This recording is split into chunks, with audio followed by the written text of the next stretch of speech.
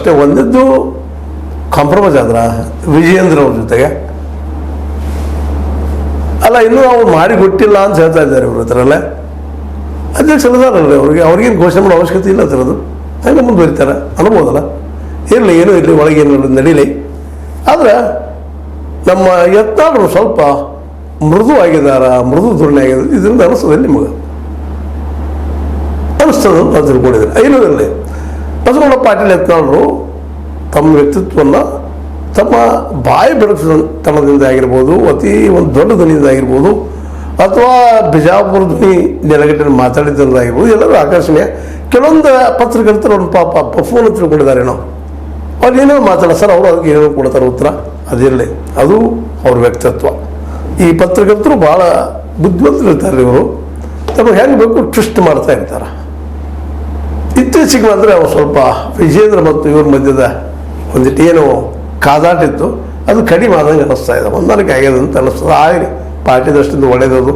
ಯಾಕಂದ್ರೆ ಪಾರ್ಟಿ ಒಂದು ಬೇಕು ವಿರೋಧ ಪಕ್ಷ ಯಾವಾಗಲೂ.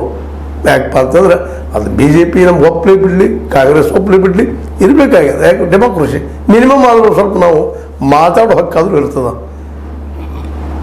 ಒಬ್ಬ ಸರ್ವಾಧಿಕಾರಿ ಬಂದಪ್ಪ ಅಂದರೆ ಇದು ಇರೋದಿಲ್ಲ ನಮ್ಗೆ ಮಾತಾಡೋದಕ್ಕೆ. ಆ ದೃಷ್ಟಿ ಇಟ್ಕೊಂಡು ಅವ್ರು ಎಷ್ಟೋ ತಪ್ಪು ಮಾಡಿದ್ರು. ಇರಲಿ, ನಮ್ಮ ಇಷ್ಟಾದರೂ ಸ್ವತಂತ್ರ ಅದಲ್ಲಪ್ಪ ನಮಗಂತೆ ಸಂತೋಷಪಟ್ಟು ಅವ್ರು ಮಾತಾಡೋಕೆ. ಅಂದ್ರೆ ಈಗಿನ ಮಟ್ಟಿಗೆ ಈ ನಮ್ಮ ಯತ್ನಾಳ ಮತ್ತು ವಿಜಯ ಮಧ್ಯ ನೆಲಕ್ಕಿದ್ದಂತಹ ಒಂದು ಭಿನ್ನ ಮತ ಇಲ್ಲ, ಕಡಿಮೆ ಆಗ್ಯದ. ಆದರೂ ಒಳಗದ. ಯಾಕಂದ್ರೆ ಜಟ್ಟಿ ಬಿದ್ದರೂ ಮೀಸಿಗೆ ಮಣ್ಣಾಗಿಲ್ಲ, ಮಣ್ಣು ಹತ್ತಿಲ್ಲ ಅನ್ನೋಂಥ ಮಾತುಗಳಿದ್ದಾವ ನಮ್ಮ ಯತ್ನಾಳರು. ಯತ್ನಾಳವರು ನಿಜವಾಗಿಯೂ ಒಬ್ಬ ಒಳ್ಳೆ ನಾಯಕರಾಗಿ ಇನ್ನೂ ಬೆಳೆಯುವ ಸಾಧ್ಯತೆಗಳಿದ್ದಾವೆ. ಅದು ಅವರಲ್ಲಿ ವ್ಯಕ್ತಿತ್ವ. ಅದು ಯಾಕಪ್ಪ ಅಂದ್ರೆ ಮಧ್ಯದಾಗೆ ಮಾತಾಡೋ ಘಟಿಸೋದು ಯಾರ್ದು ಬಿಡಿ ಇಲ್ಲ, ಬಿಸ್ಕೆಟ್ ಇಲ್ಲ ಅಂತೀವಿ ನಾವು. ಹಂಗಿದ್ದಾರೆ ಅವರು ಮಾತಾಡಲಿ. ಆದ್ರೆ ಮಾತಾಡುವಲ್ಲೇ ಇನ್ನೊಂದು ಸ್ವಲ್ಪ ಅನಗತ್ಯ ಕೆಲವೊಂದು ವಿಷಯಗಳನ್ನ ಮಾತಾಡ್ತಾ ಹೋಗ್ತಾ ಇರ್ತಾರೆ. ಒಂದು ಸಹಜದ ಮುಸ್ಲಿಂ ವಿರೋಧಿ ನೀತಿ ಅಂತ ಅವ್ರ ಮೇಲಿನೆಲ್ಲ ವ್ಯಕ್ತಪಡಿಸ್ತಾ ಇರ್ತಾರೆ. ಮೊದಲಿದ್ದರೂ ಅದನ್ನು ಬಿಟ್ಬಿಡಿ ಇವತ್ತು. ಆದರೂ ಇವತ್ತು ಮುಸ್ಲಿಂ ವಿರೋಧಿ ನೀತಿ ಬೇಕಾ?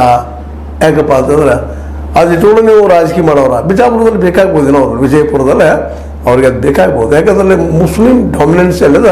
ಹೀಗಾಗಿ ಒಂದಿಷ್ಟು ಅಲ್ಲಿ ಹಿಂದೂಗಳು ಕೂಡಿಸೋ